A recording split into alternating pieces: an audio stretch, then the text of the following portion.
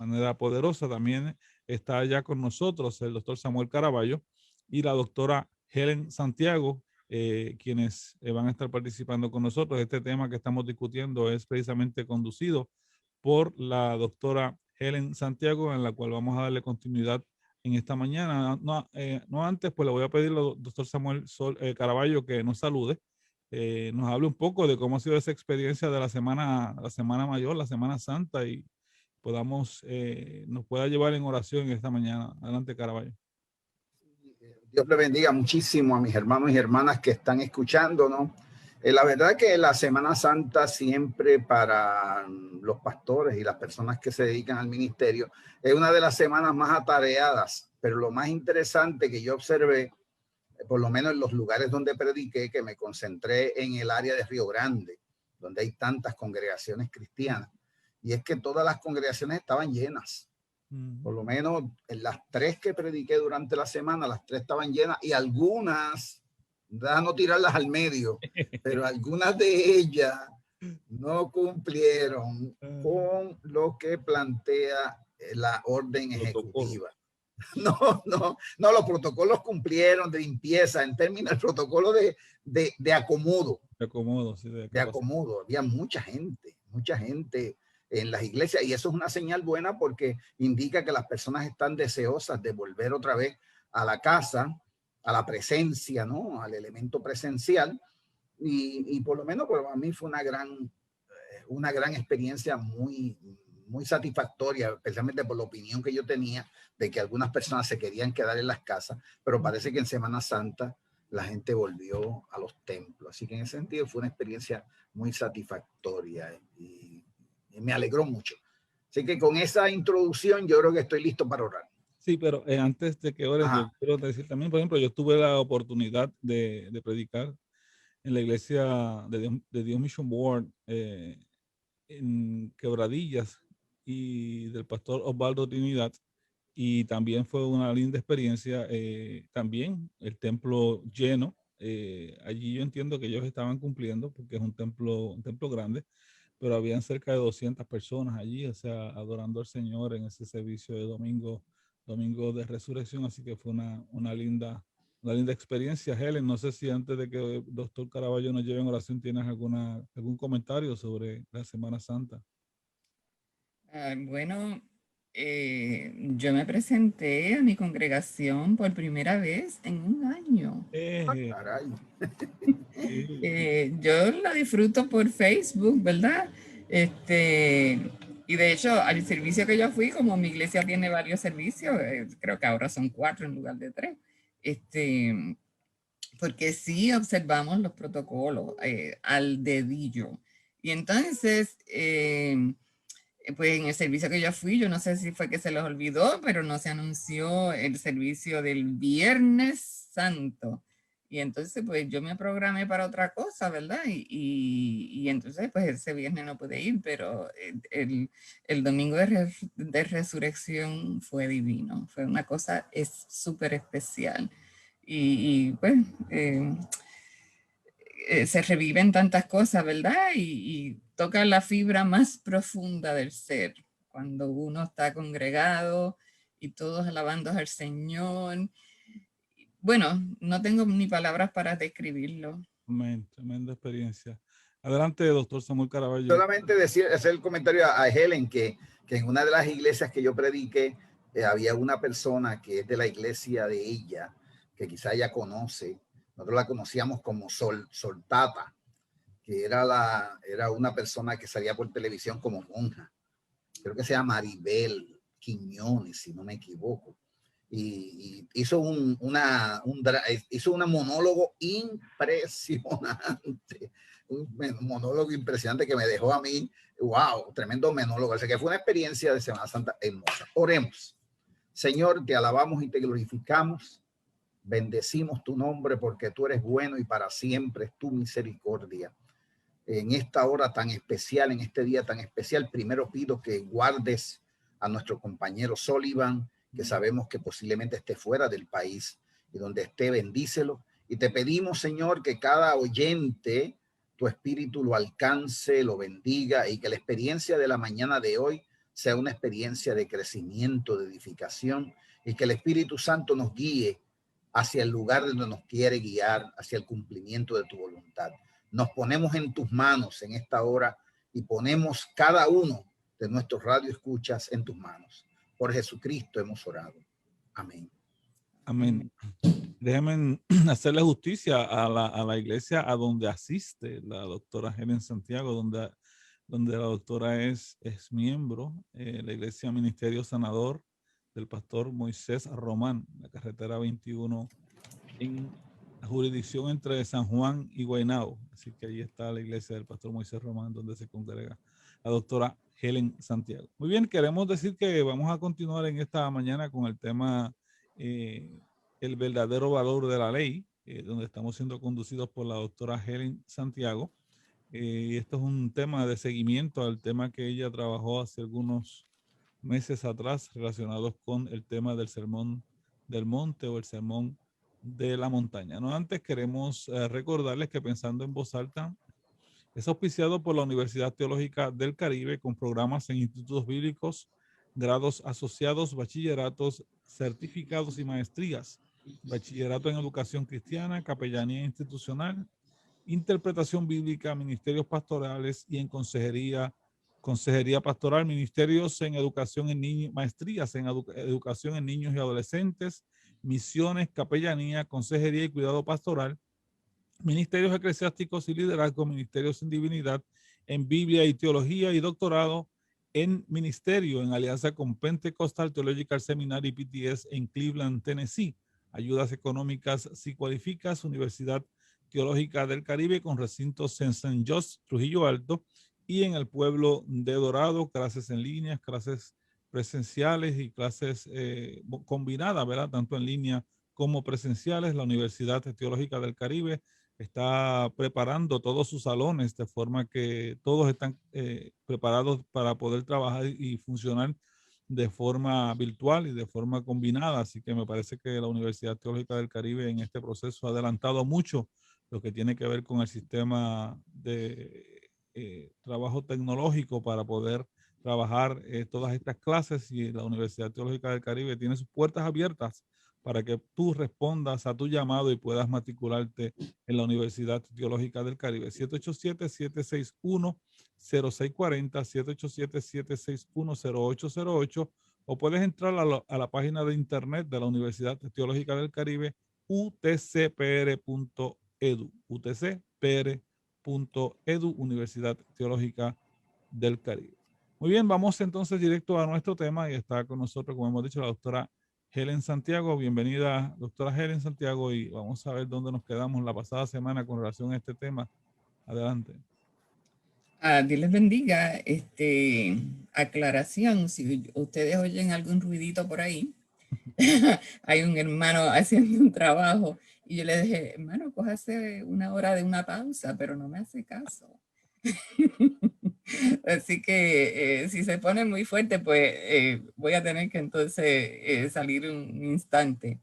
Qué pena que nos hace falta tanto, ¿verdad? Samuel Sullivan,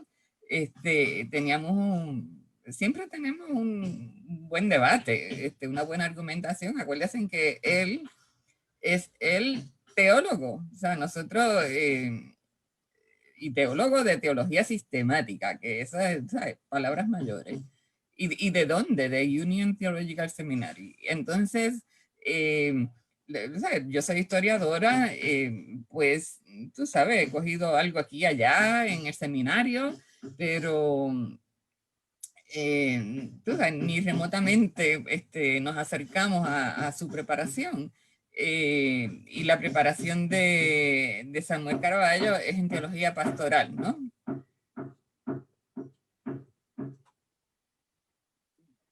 Yo creo que no me está escuchando.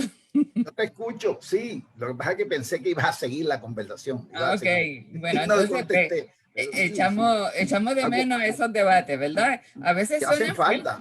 A mí me hacen falta esos debates. Sí, claro, a veces suenan fuertes, pero siempre son amistosos y respetuosos. nunca hemos salido enojados el uno con el otro, jamás. Al contrario, ¿verdad? Nos alimentamos mutuamente, nos vemos las diferencias, tenemos diferentes estilos, ¿verdad? Samuel Soliva es más fogoso, eso no se le puede quitar. Así que, bueno, ya recuperaremos en la semana entrante, si Dios permite.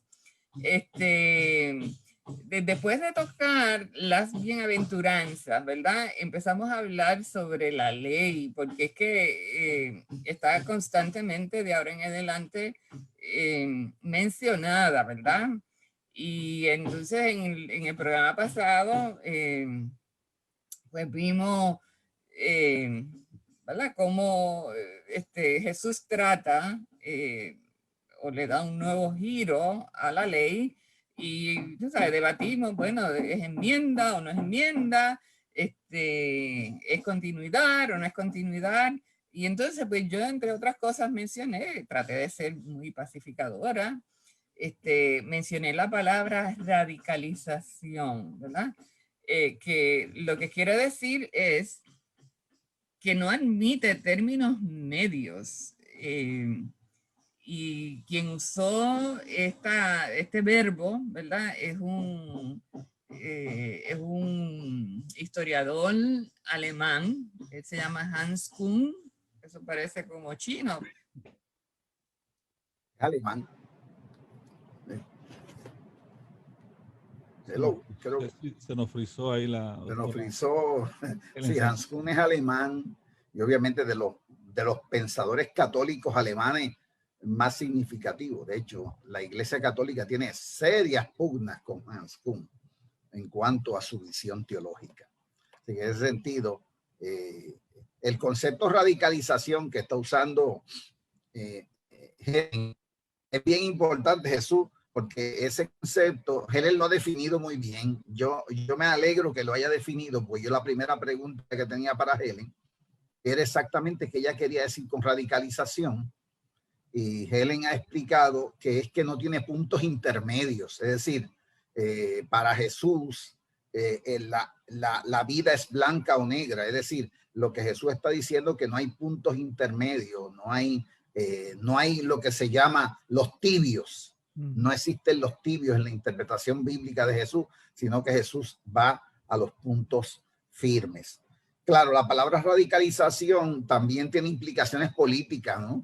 Y quizás por eso es que yo estaba tratando de que ella me ayudara a definir el término que ella estaba usando, radicalización, porque desde el punto de vista político siempre se piensa que un radical es una persona que se va a los extremos. Yo no creo que Jesús se vaya a los extremos. Jesús es firme en su interpretación de la Torá.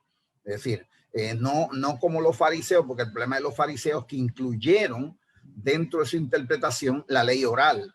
Y al incluir la ley oral, obviamente ponen en igualdad de condiciones la ley escrita con la ley oral que ellos entendían que dependía de Moisés también. Así que en ese sentido, Jesús, la explicación que Helen hace, que ya ha retornado, de radicalización es buena la que ella explica, porque me tenía a mí en un patín aquí pensando el concepto de radicalización, pero me parece que la definición que ella hace es buena. Adelante, Helen. Sí, bueno, y Jesús definitivamente es radical, ¿verdad? No todos los evangelios citan este dicho de Jesús. Mateo sí lo cita, y no, o sea, no debe ser casualidad. Acuérdense que ¿verdad? Jesús dijo muchísimas cosas que no todos los evangelios los registraron, pero según el propósito de Mateo.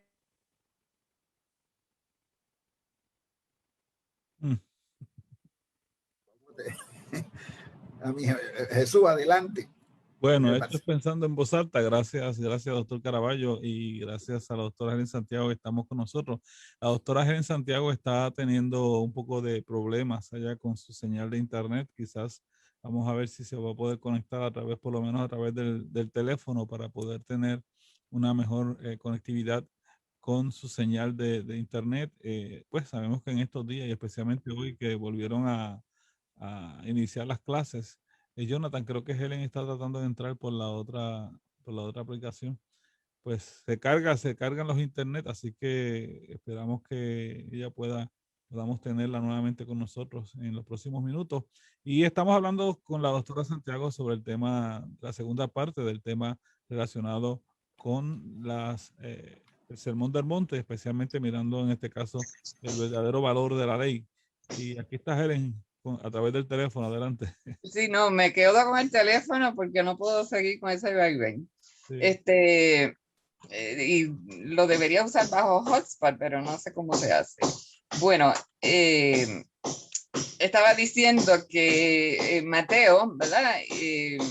Utiliza así este dicho de Jesús: el que no recoge conmigo desparrama. Y entonces estaba mencionando que la versión, ¿verdad? En diferentes versiones que lo ponen en el lenguaje de hoy y que es entonces tan, ¿verdad? Como que cogen relieve, cogen este nuevo entendimiento, y es el de Dios habla hoy: el que no está a mi favor está en contra mía, y el que conmigo no recoge desparrama. Así que más radical no puede ser. Y en boca de Jesús, ¿verdad? Mateo 5:17, cuando va a introducir por primera vez 4 o 5, ¿verdad? Ejemplos de lo que dice la ley y lo que él está enseñando, ¿verdad? La ley dice esto, pero yo os digo esto otro. Entonces, antes de introducir, ¿verdad? Y nos vamos a quedar hoy ahí, antes de introducir todos estos ejemplos, él hace una introducción, y en esa introducción él dice: no penséis, 5:17, no penséis que he venido para abrogar la ley o los profetas. No he venido para abrogar, sino para cumplir. Y otra vez, en versión Dios habla hoy: no crean ustedes que yo he venido a suprimir la ley y los profetas. No he venido a ponerles fin, sino a darles su pleno valor.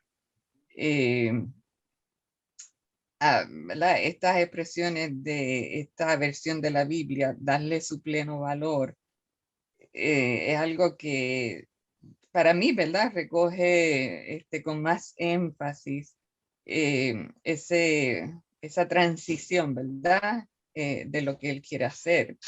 Y Pablo también recogió esto. Pablo no estuvo a los pies de Jesús, pero Pablo estuvo, sí, o sea, cuando se convirtió, estuvo retirado 3 años.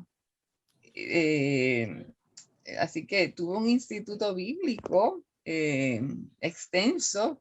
Para un judío no debe haber sido nada fácil, incluso un judío que llegó hasta perseguir a los cristianos, ¿verdad? De tan radical que era. Y en Romanos 3:31, él menciona, luego por la fe invalidamos la ley, en ninguna manera, sino que confirmamos la ley. Y otra vez cito otras 2 versiones. Entonces, ¿con la fe le quitamos el valor a la ley? Claro que no. Más bien afirmamos el valor de la ley. Pero si, otra vez cito, pero si confiamos en Jesús, ¿verdad? Un paréntesis, estas versiones hacen equivalentes fe con confianza. Cuando ¿verdad? En las variadas ocasiones en que se menciona fe, ellos utilizan confianza. Pero si confiamos en Jesús, eso no quiere decir que la ley ya no sirva. Al contrario, si confiamos en Él, la ley cobra más valor. Y Hans Kung, ¿verdad?, dice: si nosotros decimos que Jesús abrogó la ley, es como decir: Jesús abrogó la revelación de Dios que había en ese instante. Y eso no va a pasar. La palabra de Dios es eterna, ¿verdad? Se dan diferentes circunstancias en una cultura muy distinta, ¿verdad?, que no es ni siquiera la cultura de Israel de hoy, porque han pasado 2000 años. digo, 2000 años desde Jesús para acá, pero desde que empieza Dios a revelar lo que es, ¿verdad? Que al principio no era ni siquiera la palabra escrita, era la palabra oral. Pasaron muchos siglos en que había la revelación oral, esto es, tú sabes, dicho de boca en boca, pero hasta que finalmente fue puesta por escrito. Y es bueno entonces volver a mencionar que la memoria, ¿verdad? Que se dio en todas estas sociedades de tradición oral, que Puerto Rico fue eso hasta el otro día. Entonces, la gente se memorizaba discursos completos. Cuando iban a oír a políticos, cuando eso era muy común, ¿verdad? Que la gente tenía hambre de escuchar, de conocer. ¿Por qué? Porque no había ningún medio. Hoy lo tenemos todo, tú sabes, el toque de los dedos, pero antes no era así. Y entonces, pues, había esa capacidad, ¿verdad?, que se desarrollaba de memorizar. Entonces, esta ley, ¿verdad?, esta revelación de Dios a través de siglos y siglos y siglos, por lo menos desde 1200 años antes de Cristo. Así que estamos hablando ¿verdad? En total, más de 3000 años, donde esa ley fue dada, ¿verdad? Y cuando hablamos de ley, ¿verdad? Eso es un término que es como un compendio de todo lo que Dios revela. Y Dios era tan distinto a los dioses de la antigüedad que rodeaban a Israel, ¿verdad? Y Dios Israel tuvo esta aportación única a la humanidad de un solo Dios. La sociedad, y conste, aun cuando Israel conocía de un solo Dios, se le hizo extremadamente difícil abandonar otros dioses, otras deidades. Así que el monoteísmo viene a través, ¿verdad?, de Israel, y es una revelación única, es algo extraordinario, y la influencia que tiene esto es sobre prácticamente la humanidad entera, ¿verdad? No solamente el cristianismo, sino también el islam, que viene 6 siglos o un poco más de 6 siglos después del cristianismo. Caraballo. Hay varias preguntas, Helen, que veo en el chat. Jesús, yo creo que tú estás viéndola también. Y hay una pregunta que se me está haciendo directamente para que aclare el concepto de ley oral y ley escrita. Y yo creo que es bien importante que sí lo aclaremos, especialmente que esto fue motivo de una buena discusión la vez pasada, que nos reunimos, porque el problema es que la visión del fariseo, especialmente, recuerden que el movimiento fariseo, que surge principalmente bajo el tiempo de los asmoneos y que luego lo encontramos en el Nuevo Testamento, esos fariseos eran la gente más apegada a la ley, y para los fariseos, especialmente de ese nuevo judaísmo rabínico, la ley oral y la ley escrita son simultáneas. De hecho, para ellos, para los fariseos, cuando Yahvé le dio en el monte Sinaí las leyes a Moisés, le da no solamente la ley escrita, sino la ley oral. ¿Por qué la ley oral? Porque la ley oral lo que hace es interpretar la ley escrita. Por lo tanto, para el fariseo del judaísmo rabínico, la ley oral y la ley escrita son simultáneas y fueron dadas ambas por Yahvé.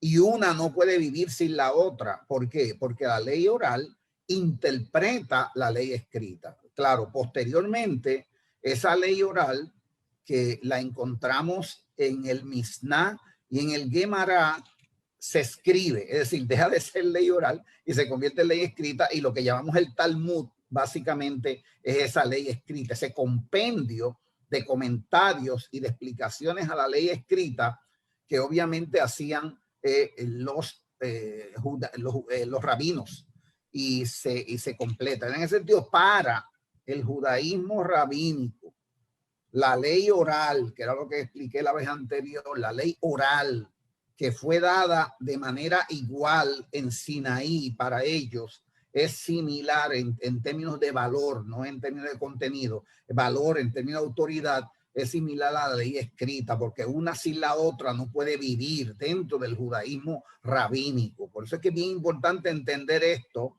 y especialmente entender las discusiones que Jesús tiene con los fariseos en el Nuevo Testamento, y especialmente casi todas las discusiones se dan por el problema de la ley oral, especialmente la tradición de los ancianos, que son las leyes orales, que para el fariseo tiene igual autoridad que la ley escrita, pero no para Jesús.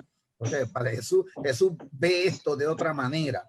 Así que en ese sentido, esas discusiones que se dan responden a esa realidad. Me gustaría, Caraballo, en ese sentido, que puedas ampliar un poco esa diferencia entre lo que es el fariseo, ¿verdad? Cómo es que el fariseo ve esa ley oral versus lo que Jesús, cómo Jesús la ve y cómo Jesús la aplica o la interpreta o rechaza esa forma farisaica de entender la ley. Recuerden que dentro de los movimientos judíos del tiempo de Jesús, especialmente están los fariseos, están los saduceos. En el caso de los saduceos, que son los que solamente creen en la Torá escrita. Tenemos a los saduceos que creen en la Torá escrita, es decir, que esa Torá que dio Dios a Yahvé, Yahvé le dio a Moisés, esa es la única que tiene valor. De hecho, ese es el mismo problema de los samaritanos. Los samaritanos en lo que único creen es en la Torá escrita. Y por eso las pugnas entre los samaritanos y los fariseos, que es la pugna más grande que tenemos en el Nuevo Testamento. Y la pugna entre saduceos y fariseos se da en términos del valor de la ley escrita, que es la Torá. En el caso del fariseo, el fariseo entiende, y esto es una visión interesante del fariseo, que cuando Dios repartió en Sinaí la ley y todos los mandamientos, junto con esa ley escrita que Yahvé repartió a Moisés, también le repartió la ley oral. En otras palabras, también le dio la explicación de la ley escrita. Entonces, la ley oral, que es la explicación de la ley escrita, junto con esa ley escrita, forman obviamente ese testamento de ellos, esa creencia en ellos. Así que ellos creen en una ley oral que es simultánea, es decir, va a la par con la ley escrita, y una depende de la otra en el caso del fariseísmo rabínico. ¿Okay? Entonces, esas pugnas se van a ver en el Nuevo Testamento.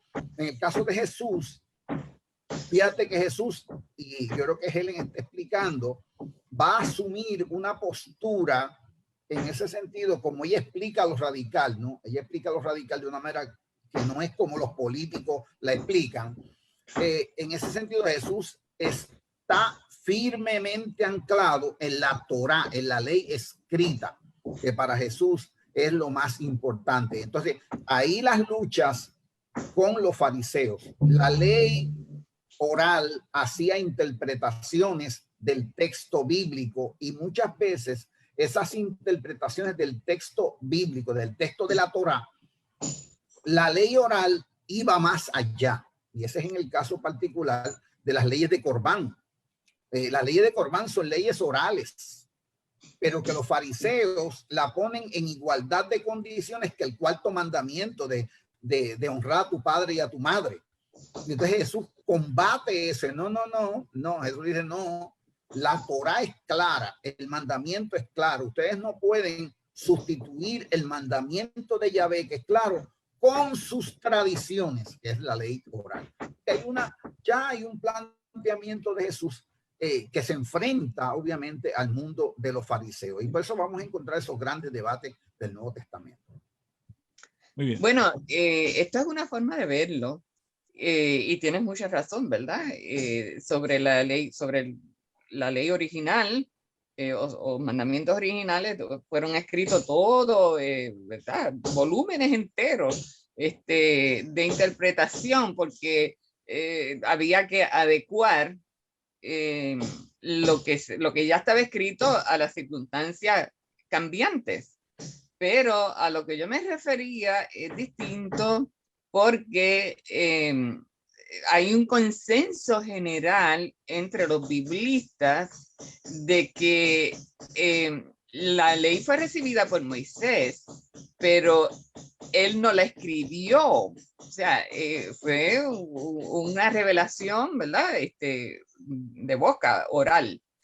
Así que el consenso general es que toda esa tradición, ¿verdad?, que se va acumulando fue finalmente escrita durante el cautiverio. O sea que ya hizo falta, o en la época del cautiverio, ¿verdad? Así que ya hizo falta. Entonces, enseñarla y ponerla por escrita y probablemente darle uniformidad. No estoy segura si me están escuchando. Estamos escuchando, tranquila. Bueno, así que, ¿verdad? En ese aspecto, pues, son dos cosas distintas. Pero volviendo entonces al bosquejo, volviendo a donde nos quedamos con Pablo, Pablo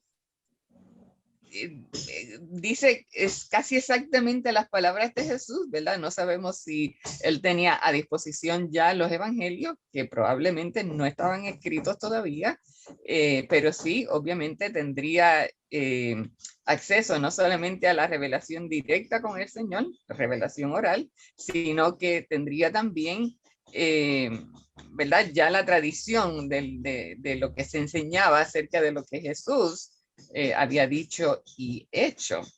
Entonces, ya pasando a una segunda parte, que yo, ¿verdad?, la puse titulada La intención del corazón. Porque Jesús hace una diferencia entre lo que se hace externamente con lo que se hace, con lo que se piensa, con cómo se siente, ¿verdad? Que no se exterioriza, o sea, que no hay forma de exteriorizarlo a menos que tú no lo materialice, como decir, en palabras o hechos. Y esa parte interior, ¿verdad?, esa parte es la que solamente ve Dios.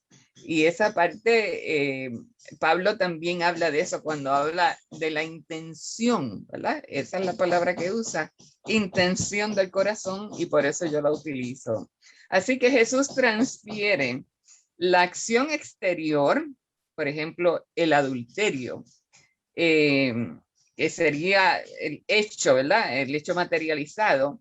Jesús entonces añade a lo que dice la ley, porque la ley dice, pues no puedes adulterar, pero entonces él añade la parte interna, y la parte interna es, tú deseaste una mujer que no te pertenecía, ya solamente con desearla cometiste el adulterio, ¿verdad? Billy Graham tenía una famosa, un famoso dicho que dice: la primera mirada, pues, es natural, la segunda mirada puede ser pecaminosa. Así que el acto externo, ¿verdad?, es malo, pero mucho más malo es el acto interior que nadie ve, pero solamente Dios lo conoce. Y Pablo hace referencia a eso en 1 Corintios 4:5 al decir, ¿verdad? Y cito que cuando venga el Señor manifestará las intenciones del corazón. Esta distinción entre el hecho y la intención impregna en nuestras leyes, porque nosotros tenemos, ¿verdad?, unos códigos penales que hacen diferencia entre lo que es la intención de la persona al cometer un delito, porque una persona puede cometer un homicidio, puede ser involuntario, y entonces pues no se asemeja ni remotamente a un asesinato, que es algo, ¿verdad?, malicioso y que es algo intencional. Así que las intenciones del corazón cuentan para el Señor, y esto es algo que aporta, ¿verdad?, a la ley Jesús, y que entonces el historiador que estoy citando dice, Jesús no solamente enseña, o sea, la ley no solamente enseña las reglas y pone las normas, sino que Jesús lo que hace es pedir obediencia a la voluntad de Dios, lo cual es una voluntad que nos hace a nosotros buscar, aunque por más lejos que parezca, buscar la perfección.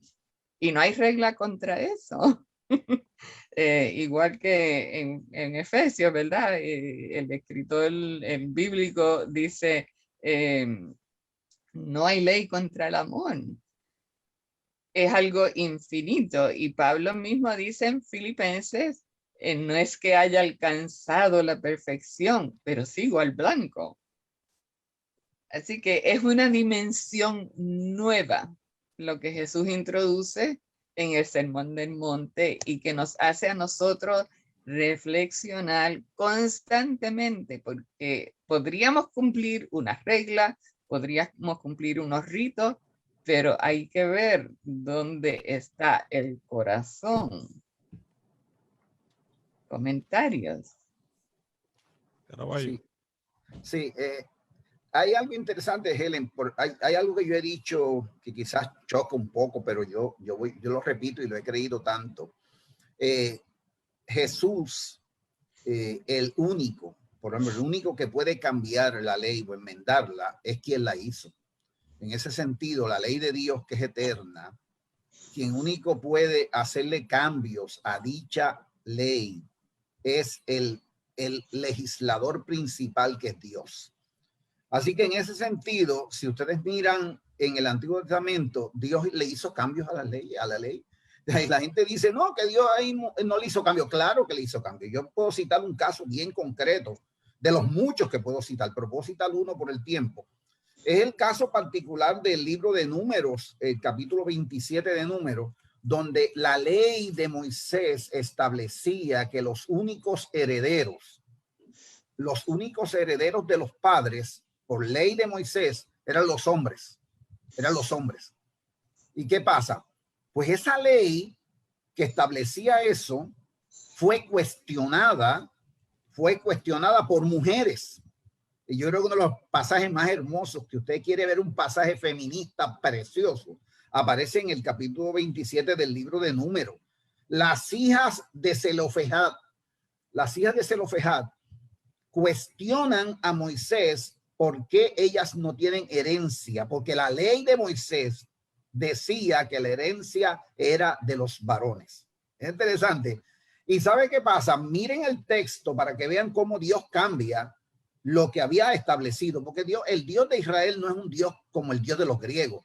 El Dios de los griegos es inmutable, y la inmutabilidad de Dios en los griegos es un concepto que no está dentro del Antiguo Testamento. El Dios del Antiguo Testamento es un Dios que tiene relaciones con las personas, con la naturaleza, con las naciones y principalmente con Israel, y tramita, habla, se comunica. No es un Dios que no tiene simpatía, sino que siente. Mire qué interesante, cuando le preguntan, va donde Moisés y le dice, Moisés, las mujeres le reclaman y le dice, mira, ¿qué pasa con nosotras que no tenemos herencia? Porque la ley dice que no tenemos herencia.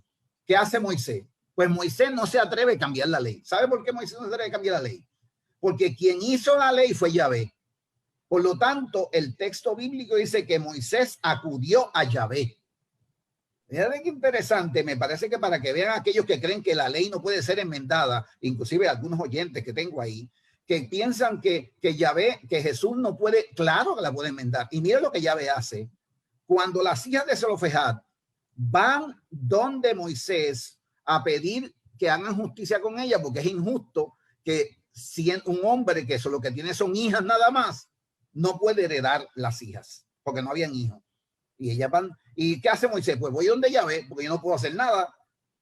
¿Qué le dijo Yahvé? Si ustedes miran el texto, Yahvé le dice, oye bien lo que dice Yahvé, dicen bien las hijas de Zelofehad. En otras palabras, ellas tienen razón. Yahvé está diciendo, ellas tienen razón. La ley dice una cosa, pero ellas tienen razón. ¿Y sabe lo que dice Yahvé? Vamos a cambiar esto. Pues miren el texto. Yahvé cambia esa tradición sobre la herencia establecida por la ley de Moisés y la cambia para que las mujeres hereden también. Entonces, Dios, Yahvé es quien único puede cambiar la ley. Entonces, en el Nuevo Testamento, en este texto de el Sermón de la Montaña, yo no veo a Yahvé, a Jesús como si fuera un nuevo Moisés. Jamás. Jesús es más grande que Moisés. De hecho, Mateo es claro. Uno más grande que Moisés está entre ustedes.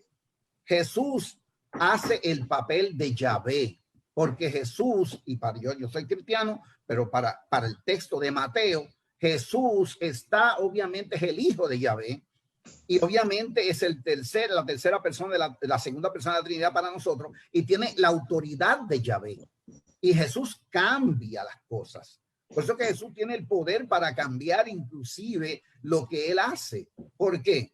Porque él es el autor, él es el consumador, es el que diseña su mandamiento, su voluntad, sus propósitos. Así que en ese sentido, Jesús está haciendo el papel de Yahvé, se trepa en la montaña, no como Moisés, sino como Yahvé, y emite ese sermón de la montaña que no viene del segundo Moisés, no señor, viene del hijo de Yahvé. Y a mí me parece que el único que puede hacer cambios, y yo por eso creo en la enmienda, que Jesús hizo enmiendas, porque quien único puede hacer cambio es Yahvé mismo, y Jesús es obviamente el hijo de Yahvé. Inclusive en Juan, él dice, yo y el Padre uno somos. Así que en ese sentido, ¿hay cambios? Sí. Yo defiendo que solamente Jesús puede hacer enmiendas a la ley y actualizarla y reinterpretarla para que responda a su propósito en los tiempos actuales. Y yo eso lo creo con todo mi corazón. Muy bien. Adelante, doctora Helen Santiago. Bueno, fíjate que Jesús, bueno, ¿cómo lo digo? La sociedad es cambiante. El mensaje de Dios, igual que el mensaje de la iglesia, ¿verdad? Se acerca al ser humano y cómo va a quedar estático unas ordenanzas que fueron dadas en otro tiempo, en otra sociedad. Y siguiendo ese ejemplo que tú das, ¿verdad? Donde hijas, ¿verdad? Herederas reclaman un legado, porque me imagino yo que si no había varones, pues entonces eso iría quizás a los hermanos del fallecido o sobrinos del fallecido, lo cual es tremendamente injusto. Así que, ¿verdad? Se adapta a las nuevas exigencias. Y Jesús lleva, ¿verdad?, esto a su máxima expresión. No que la revelación de Dios fuera incompleta, no fue que era mala, es que sencillamente la sociedad evoluciona, ¿verdad? Y trayéndolo a la actualidad, esto fue cierto hasta muchos siglos donde eran los varones. Y especialmente, bueno, en Europa no solamente era el varón o los varones, era el varón mayor. O sea que para que ese legado no se siguiera subdividiendo, pues eso se le daba solamente a un heredero, ¿verdad? Y así se quedaba intacto el legado. Y llegamos a nuestros días donde, ¿sabes? En Puerto Rico hubo un revuelo de grandes proporciones cuando también se dijo, vamos a ser herederos a hijos fuera del matrimonio. Así que, y eso es lo que impera hoy, ¿verdad? Esto tomó mucho, tú sabes, valentía, cambiar, adecuar, adaptar esas leyes a, tú sabes, a los nuevos reclamos de justicia. Bueno, entonces volviendo, hay una distinción que se hace, ¿verdad? Siguiendo lo que, por donde había empezado, sobre la intención del corazón, que se hace una diferencia, una dicotomía entre lo que es la pureza ritual y la pureza del corazón, porque en muchos casos se sigue la pureza ritual, o sea, se sigue con unas formalidades, pero lejos está de ser pureza del corazón. Jesús exige eso. Tú puedes cumplir con unas reglas, pero tu corazón está completamente disasociado de ese rito, de ese hecho, de ese acto. Así que hay que enderezar el corazón y eso solamente lo hace Dios. Más adelante Jesús va a poner un énfasis tremendo en no juzgar, porque ¿sabes? Se puede juzgar por apariencia, pero el corazón solamente lo conoce Dios. Así que Jesús hace esa distinción entre lo que es, también se puede decir en estos términos, la ley moral y la ley ritual. Una cosa es el rito y otra cosa es el corazón, el interior. Y da diferentes ejemplos, ¿verdad? El sábado, ¿verdad? Que es, como quien dice, la piedra angular de lo que se consideraba la piedad. En ese momento, en los tiempos de Jesús, Jesús en diferentes ocasiones rompe con lo que es ese rito central del judaísmo, especialmente del fariseísmo, donde Dios había dispuesto de que el ser humano, ¿verdad? Después de 6 días de trabajo, hubiera un descanso. Que de hecho, una vez yo le dije a mi querido esposo, Dios dio 6 días de trabajo. El sábado se trabaja. Y en este caso, ¿verdad? Pues trabaja en mi casa. Bueno, pero eso es aparte. Así que el día de sábado se había desvirtuado, se había convertido en algo puramente ritual, ¿verdad? Pues si tú cumples esto, pues no puedes hacer esto, no puedes hacer aquello, y ¿sabes? Llegaba a cosas ridículas. Entonces, cuando Jesús lo que quiere impartir es la enseñanza, ¿verdad? De la voluntad de Dios, pues entonces escoge ciertos momentos en su ministerio. Uno de ellos cuando los discípulos recogen espigas porque tienen hambre. ¿Sabes? Según se había interpretado la ley, no se podía hacer absolutamente nada. Yo recuerdo cuando una prima mía se convirtió en una iglesia adventista, pues para mí, yo era una niña, ella tenía que hacer comida el día anterior y antes de las 6 de la tarde. Para el próximo día, pues no hacer absolutamente nada. Pero en la época de Jesús se había desvirtuado, ¿verdad? Pensar de que no podían ni siquiera recoger una espiga porque estaban caminando y tenían hambre. Entonces, pues Jesús le dice, el sábado no se hizo, o sea, el sábado se hizo para el ser humano, para que tenga el beneficio, ¿verdad? De que ese cuerpo descanse, esa mente se recree, o sea, tenga esparcimiento, porque es necesario. Se nos Entonces, terminó el tiempo, doctora Helen Santiago, se nos terminó el tiempo. ok, bueno, pues entonces vamos a seguir con otro pequeño ejemplo, que sería las leyes alimenticias, ¿verdad? Que fueron terribles hasta el extremo que llegaron. Sería para la próxima semana. Caraballo, adelante. Sí. Micrófono, Caraballo. Micrófono, Caraballo.